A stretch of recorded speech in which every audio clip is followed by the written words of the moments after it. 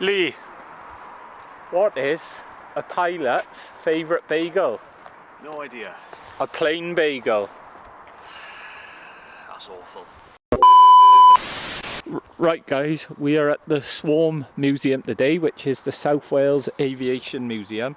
It's been at least 6 or 7 years since we've been. I'll do a bit of a better intro when we get in there, so without further ado, let's get into this video. So as I said guys, I'm in Swarm, which is the South Wales Aviation Museum. I haven't been here in a number of years. It's a pretty interesting place, to be honest. It has a range of different aircrafts, etc. It has cockpits. It has a lot of like war memorabilia, etc. It even has a flight simulator.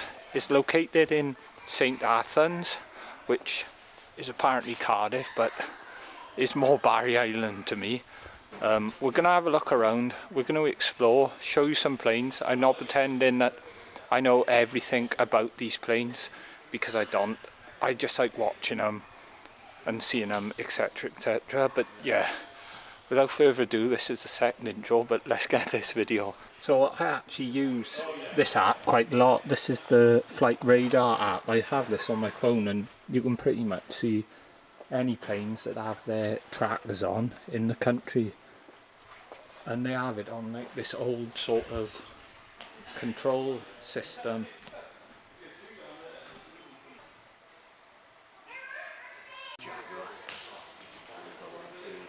I am with Mr. Lee, so be sure to check his channel out. Description will be, well, his link will be in my description, so check it out. So many years ago I actually seen a Hawker Hunter, which, well, can't call it abandoned, but it was derelict, and the guy who owned the farm bought 3 or 4 of them and just had them as garden art basically. Which is interesting because it's good to see it restored like this, and then also good to see how they can come if they just left to rot, and they should be preserved and in a museum like this and not rotting away in someone's farm. So we have a Sped Cat Jaguar, I want to say, and you can climb up and look into the cockpit, and it does have, can I break it up? Yeah, it does have a mannequin in here, but there are a lot of buttons, etc, and I haven't got a clue what any of them do. So I would say that this is, well, fun for all the family, you know, somewhere in the summer to come to, or for a day out. And here we have a Boeing 707-436 British Air Tours. Final flight was 1981, wow. And 1960 it was started. You can't go in, but look, just all of the buttons.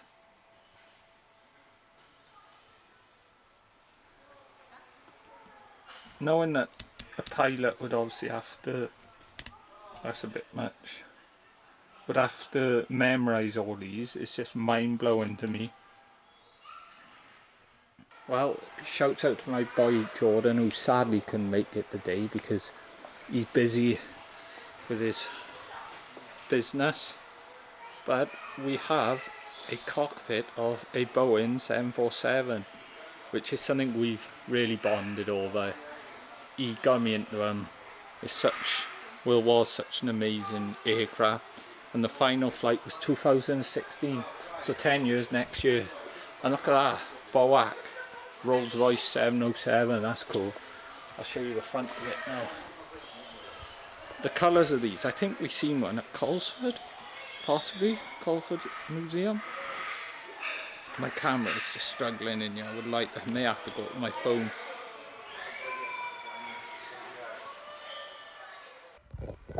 The Boeing 747 cockpit.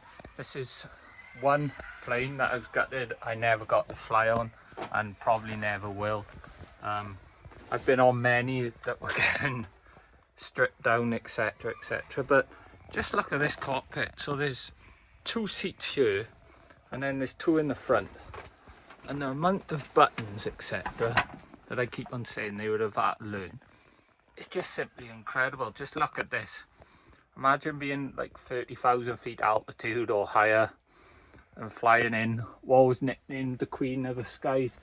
It's sad because that thing that destroyed the world made these retire 5 or 6 years quicker than they should have retired them. And I think there's only one airline that's still properly running them. Most of them now are just for like parcels and stuff, you know. I can't think of the word at the minute. The only thing about this museum, and it ain't a bad thing, is you can just keep on getting distracted and go off and off and off into different places. Like now, I'm currently looking at the Westland SH14 D14 links. I'll try and pan down.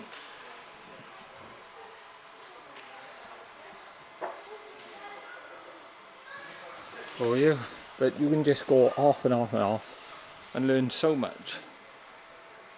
So I mean, it's fun for a total novice like me, or someone who's really into their planes.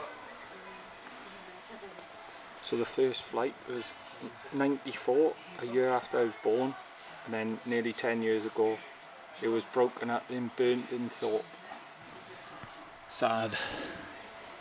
Now this one, if I remember rightly, is quite a surreal one, but I might be wrong.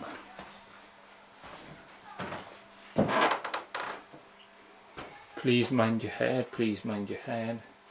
So this is a, oh no, so this is part of the 747-400 as well, if I just put that down, as you can see. And again, the control panels and stuff just amazes me. Sorry, I'm going to be constantly adjusting my lighting here. I might just switch to my phone if I'm honest. So I've adjusted to my phone, well, I've gone to my phone instead, just because it's easier than messing around with the settings again.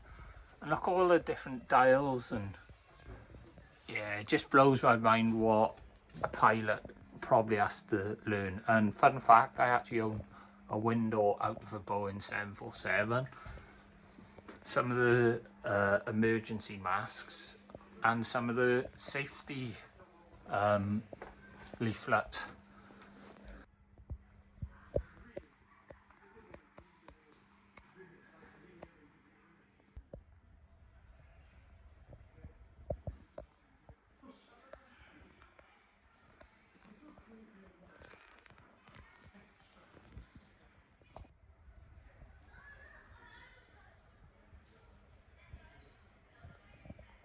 So there's a full diagram of what, well, it tells you what every single dial, clock, etc., does in this plane. Definitely a very skilled job. Wowzer.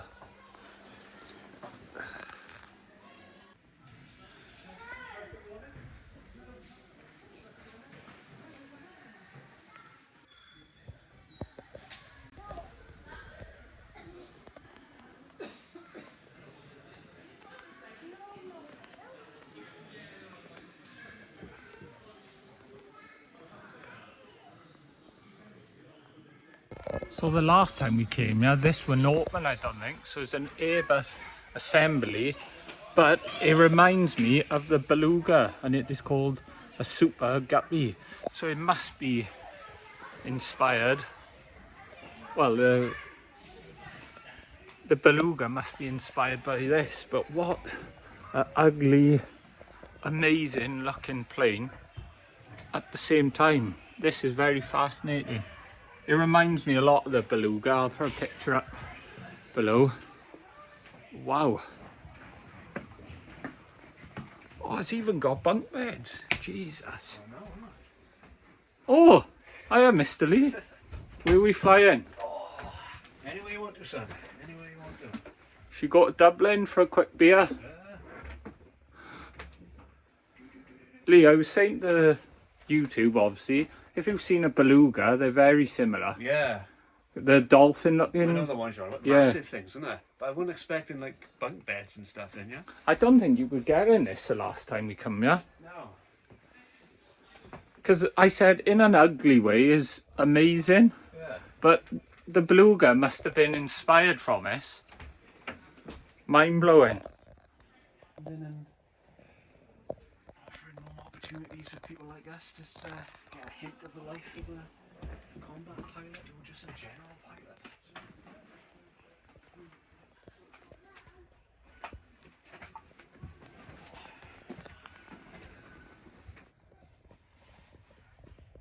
So the area of the cockpit is a bit tight. But obviously I'm assuming with the beds and the seats at the back, these would have been like long haul.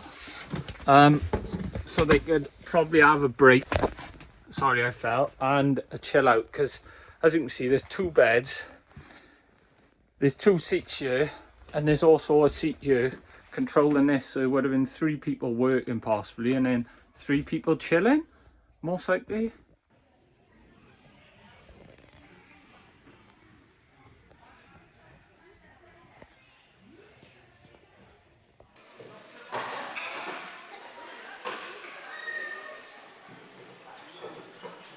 So this place has many many rooms with like war stuff, etc, etc, and this is the dioramas room, and it does have some information at that, but I've got a wide angle lens on, so I'm not going to be able to zoom. But as you can see right towards the back, hopefully there's some planes that are like crashed, and it's just showing scenes. It's amazing detail really for what it is. Daxford, wow. Me, John and Lee have actually been there. I'll try find the link and put it below. We have some smaller, well slightly smaller, like propeller planes, etc. It's just fascinating, like what was the concept around, I'm going to have a look online, like how did it come about that you'd be able to fly, you know, it's just mind-blowing. Now most planes are accessible to go in. I'll find out the name of this one for you in a minute, but just look at this. So this reminds me of, even though they're in the same plane, the abandoned Shackleton I went in years ago, because the seating was sort of similar thing. It is a Percival Sea Prince, just in case I said it wrong.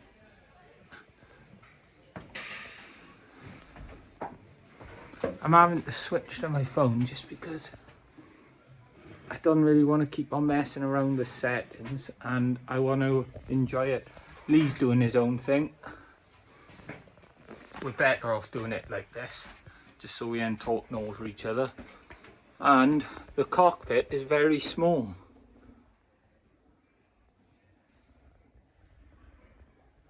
And very old fashioned, but very cool. So we are heading up into, I haven't got a clue, Airbus possibly, but this is just a generic airlines one. But wow, it's cool that they keep this sort of stuff in. Yeah, this looks like part of commercial airliner. Still better than what BA is going now. It's the smell of the 80s in ya.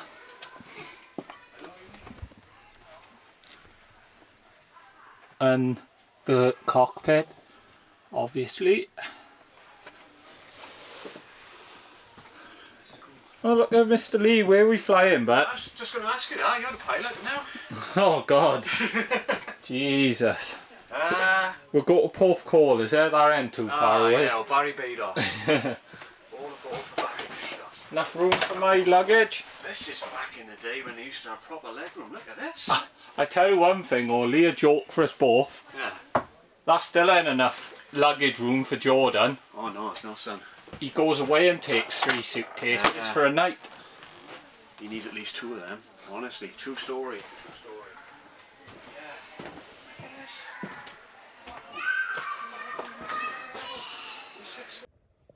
Yeah.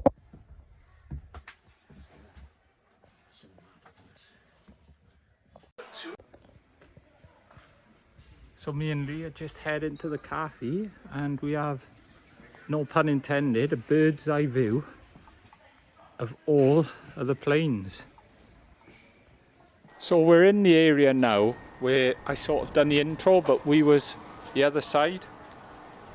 The one plane I wanted to see was the Saddam Hussein one, but I asked the worker and it's gone apparently, so the owner come and collected it, because a lot of these I think are like donated and it's sort of like free storage, I suppose, for people. So it was just taken during that weird time. And to see one of these again that isn't abandoned is amazing. So this is a Shackleton. I may revisit some of my older videos and try and upload them, but the sun is just too bright. I've also seen many of these. There were some of these in the video I done up in Cheshire of the abandoned Russian fighter jets, but some of these were there too. Off the top of my head, I can't really say what they're called, to be honest, and I'm not going to try. But there is signs to say warning asbestos apparently, so that's good. Always good to know. And then you do have some that they're just bringing in, I think, around the back. You have like a lot of the sort of stuff that they're restoring, or I don't know if you can see, but there is quite a few sections because they break them up across the road and then bring them across, I'm assuming. But it is a highly worth coming here to visit, because it's changed so much since we last been here, and the price has never changed either. It's still £10 for an adult. Can't remember how much it was for a child, sorry, off the top of my head. But as you can see, wow, there's some planes down there. I'm gonna go take a walk once we leave and take some photos from the crash barrier, because it looks like a lot of interesting stuff down there. Right, so I'm home. That was Swarm, which is the South Wales Aviation Museum. We first went in 2016, I think, and it was incredible to see again some of the changes, and the fact that it's still £10 to get in for an adult is a win for me with the way inflation's gone and everything. It was a nice few hours out with Lee. Bit gutted John couldn't come along, but it is what it is. So yeah, I'm home now, as you can see. If you are new to this channel, please consider subscribing for more content like this. Days out, museums, points of interest, abandoned buildings, van life, all that sort of good stuff. If everybody could smash the like button, leave a comment down below. I've really appreciated all of the support as of late. And I will see you all in the next video. Peace.